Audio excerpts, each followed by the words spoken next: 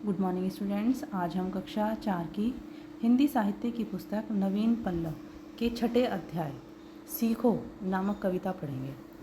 इस कविता में हमें प्रकृति से सीख लेने की शिक्षा दी गई है।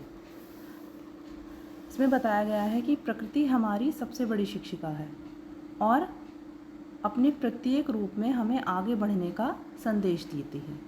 तो इसी तरह से हमें उससे सीख लेनी चाहिए और अपने जीवन में हमेशा आगे बढ़ते रहना चाहिए। तो आइए शुरू करते हैं कविता सीखो।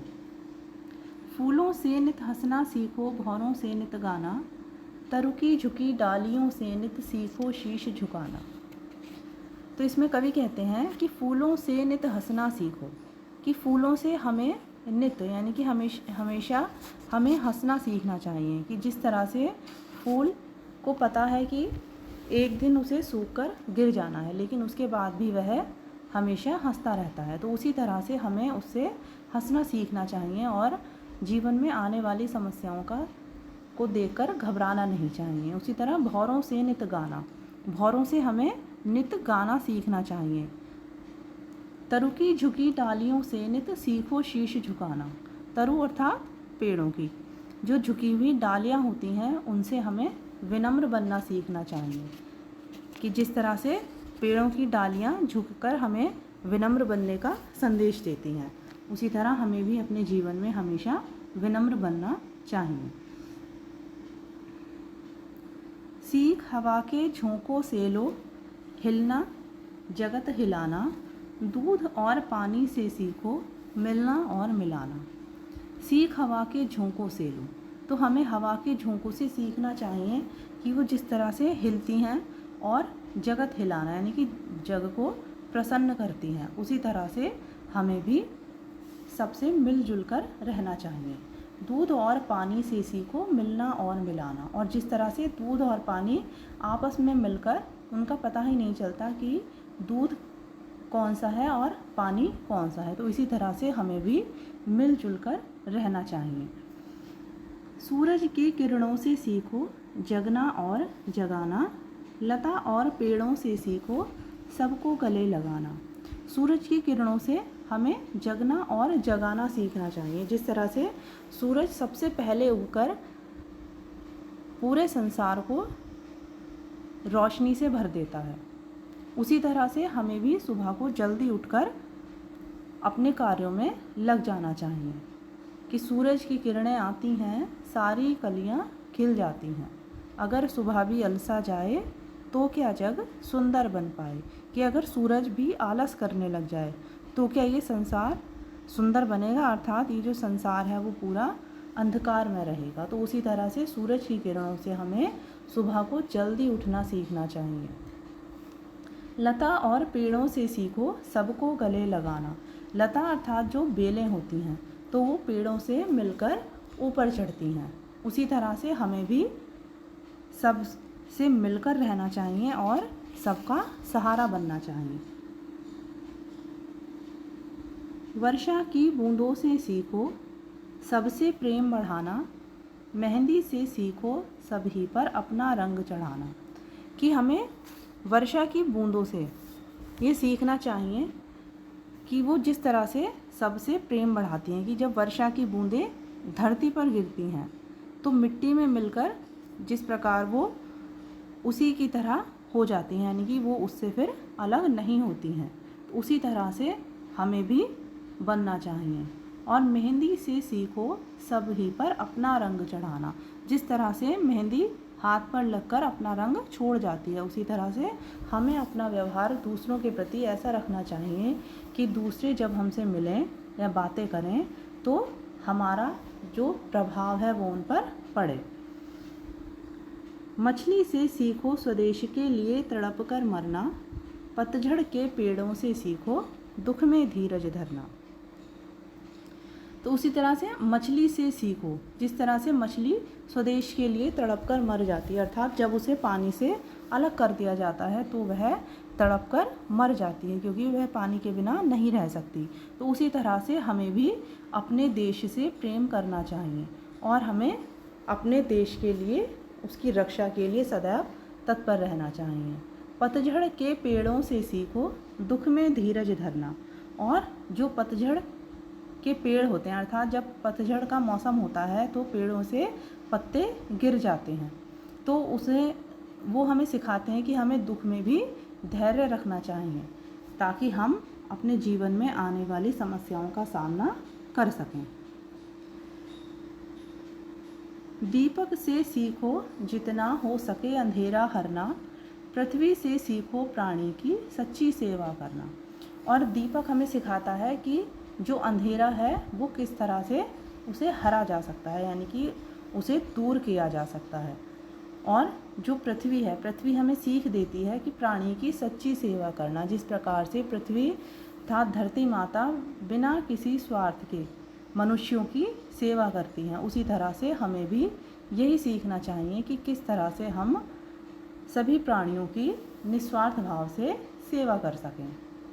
जलधारा से सीखो जीवन पथ में बढ़ना, और धुएं से सीखो हरदम ऊंचे ही पर चढ़ना।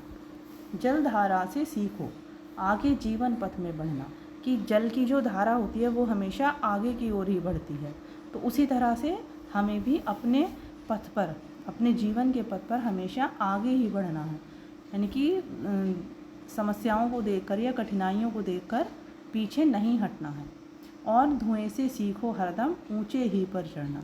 और जिस तरह से धुआं हमेशा ऊपर की ओर ही चढ़ता है, उसी तरह से हमें भी ऐसे काम करने हैं कि हम इन काम, अपने अच्छे कामों से अपने जीवन में ऊंचाइयों पर बढ़ते जाएं, यानी कि सफलता की ऊंचाइयों को छूते जाएं।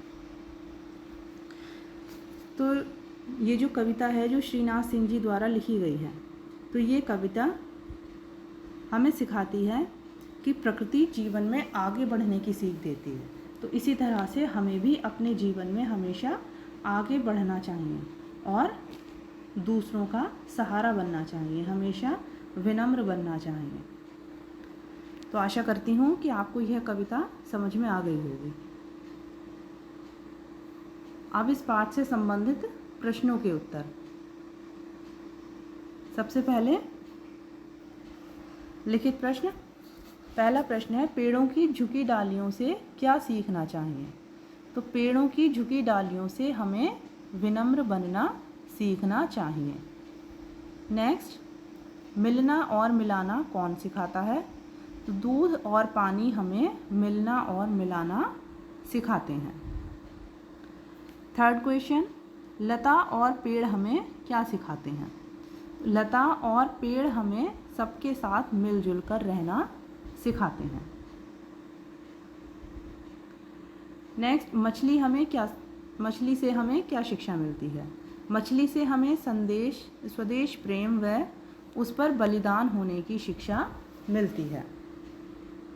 फिफ्थ क्वेश्चन, जीवन पथ पर बढ़ना और ऊपर चढ़ना हमें कौन सिखाता है?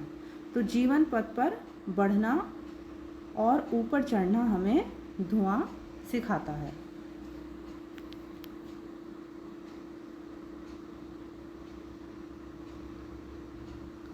नेक्स्ट एक्सरसाइज है, पंक्तियों का अर्थ लिखिए। इसमें फर्स्ट है, वर्षा की बूंदों से सीखो सबसे प्रेम बढ़ाना। तो इसका अर्थ है वर्षा की बूंदों से हमें सबसे प्रेम बढ़ाना सीखना चाहिए। नेक्स्ट, मेहंदी से सीखो सभी पर अपना रंग चढ़ाना। इसका अर्थ है मेहंदी से हमें दूसरों को अपने वश में करना सीखना चाहिए। थर्ड, मछली से सीखो स्वदेश के लिए तड़प कर मरना। मछली से हमें स्वदेश के लिए बलिदान होना सीखना चाहिए। नेक्स्ट, पतझड़ के पेड़ों से सीखो दुख में धीरज धरना। तो पतझड़ के पेड़ों से हमें दुख में भी धैर्य रखना सीखना चाहिए। नेक्स्ट है व्याकरण बोध। इसमें फर्स्ट एक्सरसाइज समझिए और लिखिए। तो इसमें पहला वाक्य दिया गया है हंसना, तो इसमें दिया गया हंसाना और हंसा। तो उसी तरह से आपको अन्य शब्द लिखने हैं। तो झुकना, झुकाना, झुका, बहना, बहाना, बहा, मिलना, मिलाना, मिला, जगना, जगाना, जगा।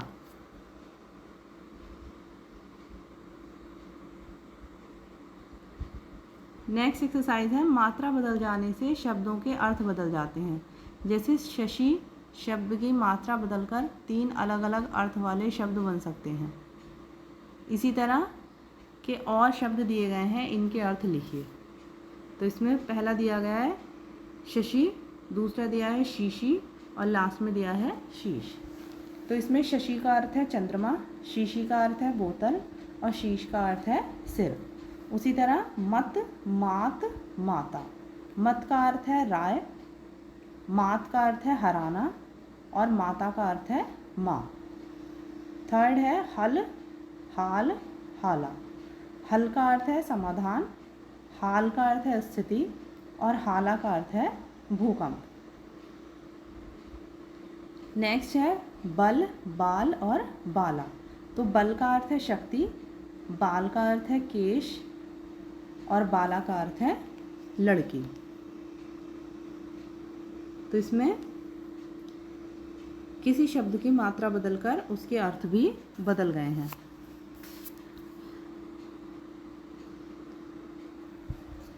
नेक्स्ट एक्सरसाइज है निम्नलिखित शब्दों की वर्तनी शुद्ध कीजिए। तो इसमें आपको इनकी मात्राएं सही करके इन्हें सही से लिखना है। फर्स्ट है इसमें सिख, तो ये गलत है, तो इसका सही अर्थ शब्द है सीख। उसी तरह अंधेरा, सूरज, किरणों, डालियों। नेक्स्ट है मौखिक प्रश्न। तो इसमें इंद्रधनुष कब दिखाई देता है? वर्षा के बाद। जब वर्षा होती है उसके बाद जब सूरज निकलता है तब इंद्रधनुष दिखाई देता है। इसमें नेक्स्ट है तितलियां फूलों पर क्यों मंडराती हैं? तो इसका अर्थ है रस पीने के लिए। 5 फूलों के नाम बताइए। बेला, गेंदा, गुड़हल, गुलाब और कमल। इनके अलावा आप अन्य कोई फूल भी लिख सकते हैं। फोर्थ क्वेश्चन है पृथ्वी और सूरज में कौन किसका चक्कर लगाता है? तो पृथ्वी सूरज का चक्कर लगाती है। नेक्स्ट है रचनात्मक गतिविधियाँ। इसमें फर्स्ट एक्सरसाइज है प्रकृति हमें शक्ति देती है, सुरक्षित संरक्षित करती है। हमारा दायित्व है कि हम भी प्राकृतिक उपादानों जैसे नदियाँ, वृक्ष को हानि ना पहुँचाएं, अन्यथा हमारा स्वयं का जीवन संकट में पड़ जाएगा। अपने पर्यावरण को प्रदूषित होने से बचाना हमारा परम कर्तव्य है। आप अपने आसपास रोज़ ही तरह तरह के प्रदूषण घटित होते देखते होंगे। प्रकृति को प्रदूषण से बचाने के क्या उपाय हो सकते हैं?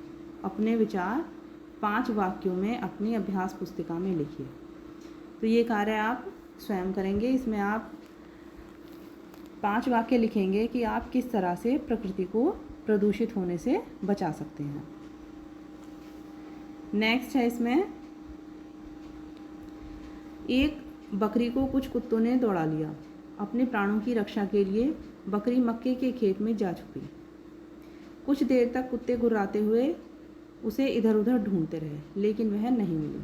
जब बकरी ने देखा कि कुत्ते चले गए तो वह बड़े आराम से मक्के की बालियों और पत्तों को खाने लगी। धीरे धीरे उसने अपने आसपास के पौधों को चर डाला। बाद में बकरी का क्या हुआ? अपनी कल्पना से कहानी पूरी कीजिए व अध्यापक को दिखाइए। तो इसमें ये स्टोरी आप स्वयं पूरी करेंगे और इसे आप अपनी उत्तर पुस्तिका में लिखेंगे कि बाद में बकरी का क्या हुआ होगा। क्योंकि बकरी ने जिसकी शरण ली थी, अर्थात जिन मक्के के खेत में जिन मक्के के पौधों की उसने शरण ली थी, जिसने उन्हें आश्रय दिया था, बाद में उसने उन्हीं मक्के की बालियों और पत्तों को खा लिया था। तो बाद में जब कुत्तों ने उसे देखा होगा तो उसका क्या हाल हुआ होगा। तो ये आप इसके बारे में आप अपनी कल्पना करेंगे और उसे अपनी कॉपी पर लिखेंगे। तो ये कार्य भी आपको स्वयं करना है।